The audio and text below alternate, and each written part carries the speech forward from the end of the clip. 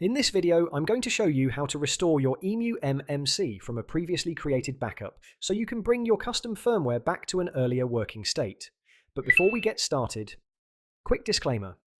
This video is for educational purposes only. Modifying your Nintendo Switch comes with risks. You can void your warranty, you can brick the console if you do something wrong, and you can also get the system banned from online services if you take a modded setup online. Only do this if you understand what you're doing and you're happy to take full responsibility for your own device. I'm not responsible for any damage, data loss, or bans that happen as a result of you following this guide. Also, I'm not here to promote piracy. This is for homebrew, customization, and using backups of games you own, thank you. Alright, let's begin. We're going to continue from where we left off in the previous guide. The first thing we need to do is format the SD card. I'll be using Rufus for this, and I'll leave a link in the description if you don't already have it. Just copy my setup, non-bootable, large fat 32, and you can name the SD card whatever you like.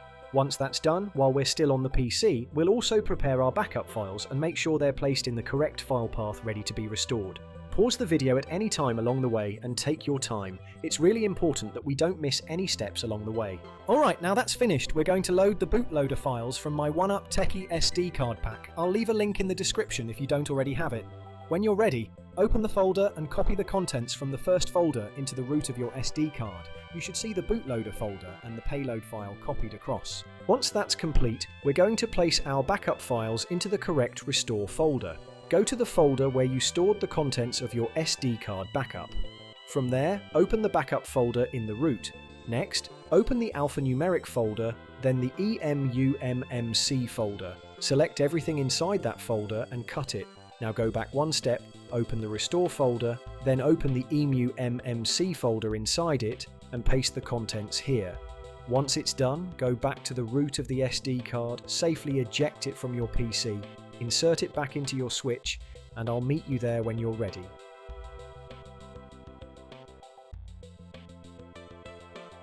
Alright, let's continue. Now we need to set the partition on the SD card so we can restore the backup. Boot into Hekate, tap Tools at the top, then select Partition SD card and tap OK. Now move the red bar to 12GB, and all of my consoles use a 12GB partition. So for a backup, restore, or SD card upgrade, the partition needs to match that size. If you followed my guides from the beginning, just set it to 12GB and continue. If you're joining this guide midway, make sure you set the partition size to exactly the same size that your backup was originally created with. Press the power button to continue. Once the process is complete, close the window and power off the system. Remove the SD card, plug it back into your PC, and we'll continue from there. When you're ready, open the folder that contains the contents of your backup and copy everything onto the root of your new SD card. This transfer can take quite a while depending on the size of your backup, so just let it run until it's finished. While you're waiting, let me know in the comments what you'd like me to cover next. I'd like to start getting into some of the more fun stuff and show what this console is really capable of. If you've got any ideas, drop them below. If you're prompted to replace files in the destination, just confirm it and continue.